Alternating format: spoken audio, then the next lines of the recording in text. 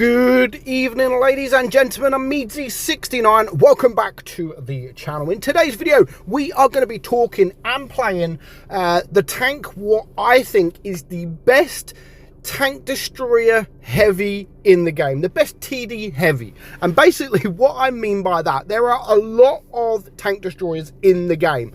Now, we know tank destroyers are more suited to sit at the back of the map, camp and get damage from afar and get big damage, because most tank destroyers have actually either got very good DPM or high alpha. Now, there are some tank destroyers in the game that you should never, ever play like a tank destroyer. Now, this tank right here is one of those tanks. Now, of course, we do have the Polish tanks coming, the Polish TDs coming, which again is very, very similar, like, because you get punished for playing it at the back of the map. But today we're going to be talking about the T-30. Now, the T-30 is an American tier 9 tank destroyer, and to be fair, this could easily be a tier 10. Now, before the E4 got buffed, now, I always was one of those that said the T-30 should definitely be a tier 10 because it's better in almost every way than the E4. Now, I still agree, the E4 is much better, but the T-30 honestly is amazing. It can hold its own against tier 10, and when you come up against tier 8, it is an even better tank. Now, the stats on the tank, so the turret is 279 millimeters, so very strong armor on the turret. However, the hull is weak, so you don't play it on flat ground, because you will get penetrated very, very easily. You need to try and hide that hole.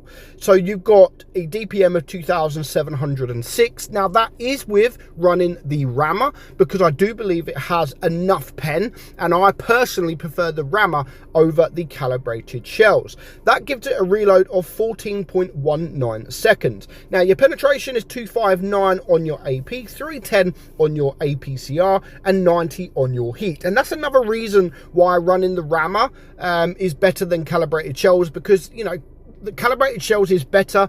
You get more, it's more efficient when you have heat. This only has APCR. So yeah, I personally, I would run it with the rammer.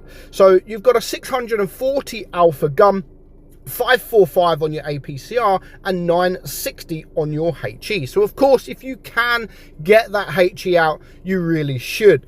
3.9 aim time, and dispersion is 0.353. You have a very nice 10 degrees of gun depression as well to go with that turret armor, and your speed, I think, is actually respectable at 38 kilometers per hour. So we're going to get into two battles that we have had on this tank. One of them is actually a very, very quick battle, like very, very quick, and I still managed to get that damage done in the tank.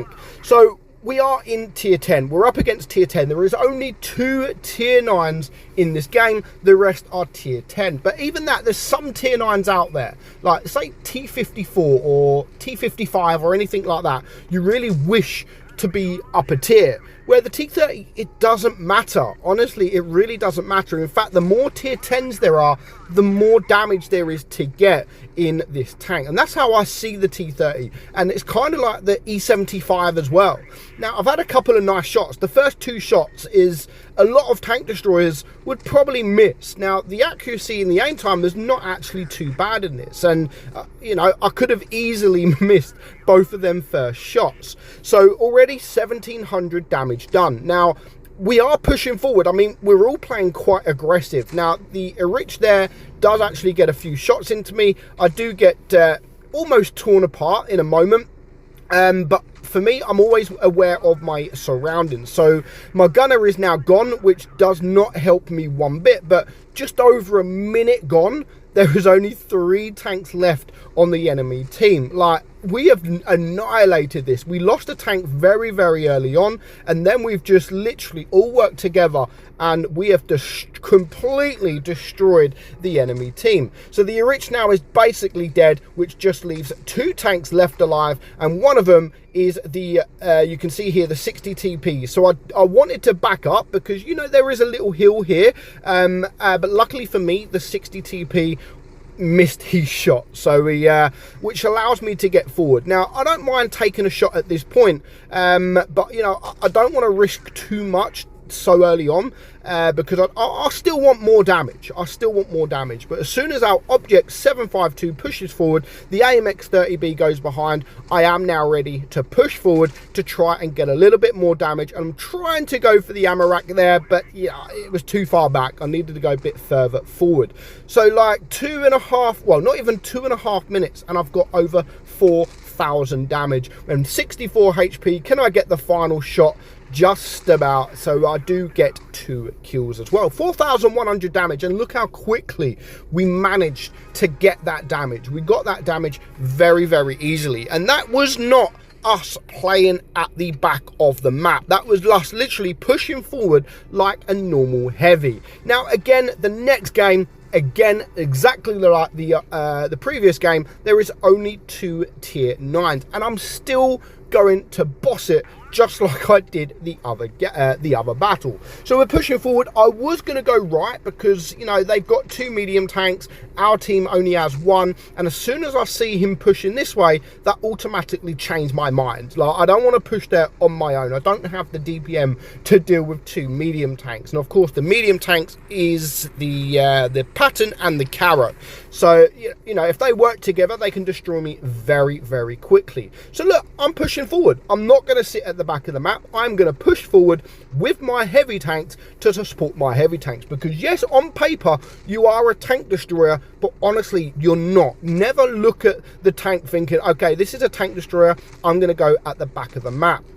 Now I am a bit I say patient, but I really thought this waffle was going to come. I've got my HE already loaded. I thought he was actually going to come around this side, but as soon as I realized, yeah, he's not coming, I then go further forward to see if I can get the shot off. And as soon as I realized that I can't without sort of going further forward, which I don't want to do at this point, now's the time. Okay, I'm going to support my heavy tanks. Now Rhinoceronte is on a reload. I can get a shot. He's not looking, and as you can see, 651 alpha, and again, he's not looking at pushing me. And then the Yo comes, and already this side of the map we pretty much got. There's no medium in sight. The S there is heavy tanks. Hello, a nice juicy E4. Let's get 1,056 damage into him, and a very nice bounce. It was lucky. If he was shot half a second earlier, he would have even potentially ammo racked me, but that was a very nice shot. However, the enemy are winning. We're only 4 tanks, the enemy have 5, so of course that was a bit stupid there. I didn't realize he was actually looking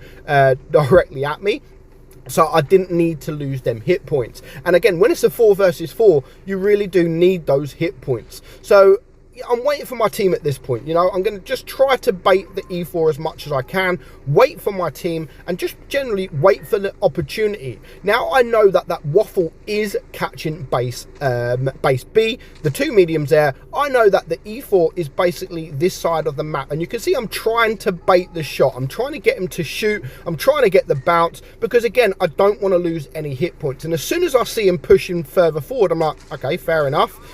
You can have that damage. I don't really care, because now you're a one shot. I'm going to reload just about before you, and I'm going to be able to take him out. So is he going to reload before me? Yes, he is, but I do manage to clear him, and at this point there is just 2 tanks left alive. So I've got my kill, 1,200 block damage. I know that there is a full hit point waffle, but I really want to take the shot, but I don't want to die before I get there. So on my way there, I take the shot on the Pattern, and then all of a sudden the waffle seems to have gone AFK. So load up my HE. I'm on 3.3k damage. How much can I get with this HE? And I get, again, just over 1,000 damage. So that is 4.5k damage done very, very easily.